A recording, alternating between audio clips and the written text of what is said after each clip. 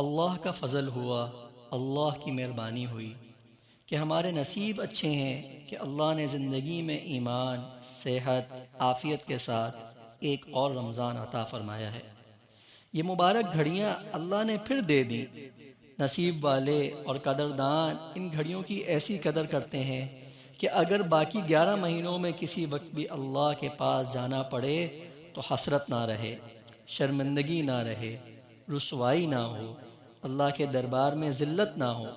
یعنی رمضان کی ان گھڑیوں میں اتنا کچھ کر لیا جائے کہ افسوس باقی نہ رہے۔ رمضان کی رحمت مجھے اور آپ کو اللہ تعالیٰ کی بندگی کی طرف کھینچ کھینچ کر بلاتی ہے۔ اپنی آنکھوں سے نظر بھی آتا ہے کہ غیر رمضان میں جن کے لیے فجر پڑھنا مشکل ہے، سحری کی برکت سے وہ تہجد بھی پڑھ لیتے ہیں۔ جنہیں 2-4 رکعت نفل پڑھنا مشکل لگتا ہے، وہ 20 رکعت تراویح میں پورے شوق کے ساتھ قرآن کریم سنتے نظر آتے ہیں۔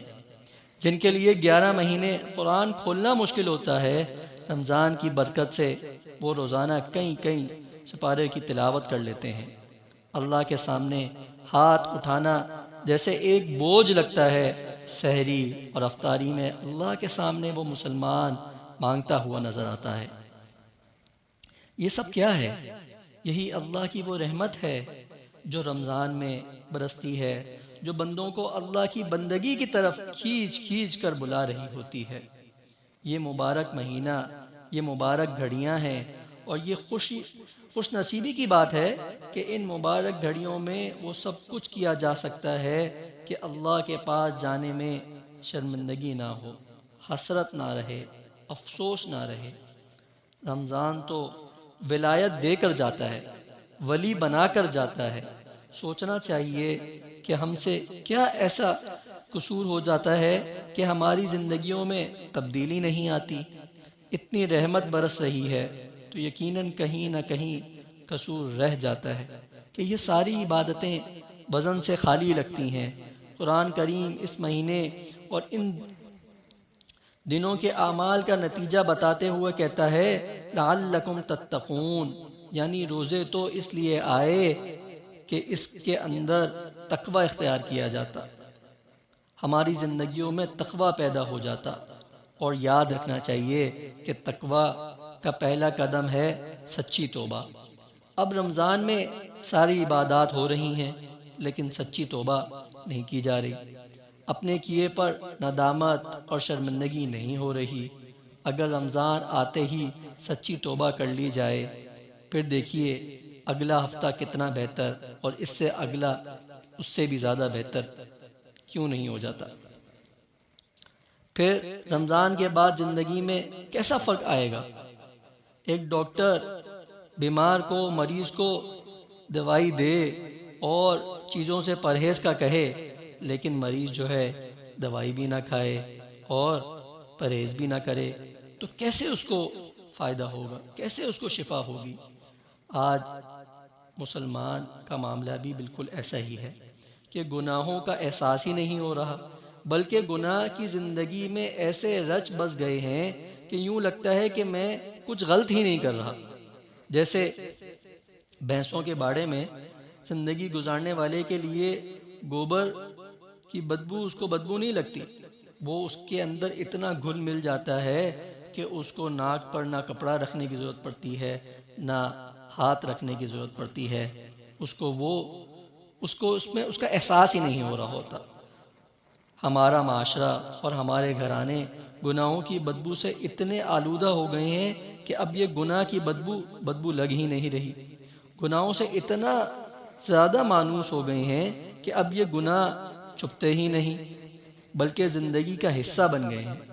غیبت زندگی کا حصہ ہے، جھوٹ زندگی کا حصہ بنا ہوا ہے، آنکھوں سے حرام دیکھنا، کینہ، حسد، بغض بھرا ہوا ہے، یہ ساری گندگیاں زندگی کا حصہ بن گئی ہیں۔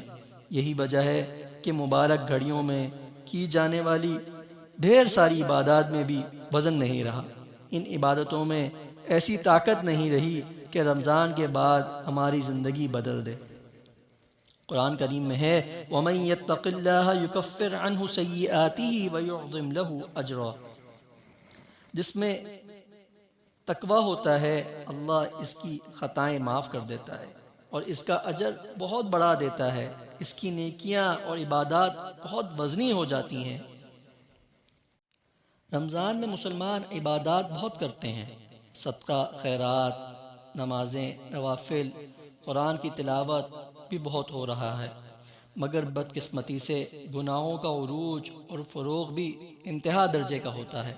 ہر بندے کے ہاتھ میں موبائل، سوشل میڈیا، نہ جانے کیا کیا چیزوں کو دیکھا جا رہا ہے، کیا کیا چیزوں کو سنا جا رہا ہے، لگتا ہی نہیں، پتہ ہی نہیں چلتا کیا گناہ ہے اور کیا ثواب ہے۔ اس کی فکر کرنی چاہیے کہ ہم جو چیز دیکھ رہے ہیں، جو چیز سن رہے ہیں، کیا وہ ٹھیک بھی ہے؟ کیا وہ ہمیں سننا چاہیے؟ کیا ہمیں وہ دیکھنا چاہیے؟ اس کے لیے بھی ہمیں فکر کرنے کی ضرورت ہے۔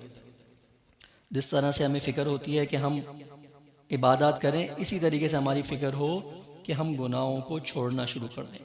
جب گناہوں کو چھوڑنا شروع کریں گے تو اللہ کی رحمت اور زیادہ متوجہ ہوگی اور پھر عبادات کا مزہ ہی الگ ہوگا۔ پھر زندگی کے اندر جو روحانیت اور جو مزہ آئے گا اللہ سے، اللہ کے قریب ہونے کا جو مزہ آئے گا وہ کچھ اور ہی ہوگا۔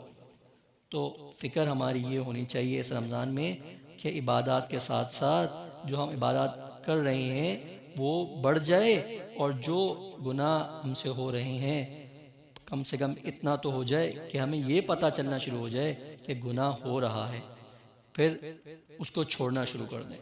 اللہ تعالیٰ، اللہ پاک مجھے بھی اور ہم سب کو اور تمام مسلمانوں کو گناہوں سے بچنے کی توفیق عطا فرما دیں اور نیک اعمال کرنے کی توفیق عطا فرما دیں۔ وآخر دعوانا ان الحمد للہ رب العالمین۔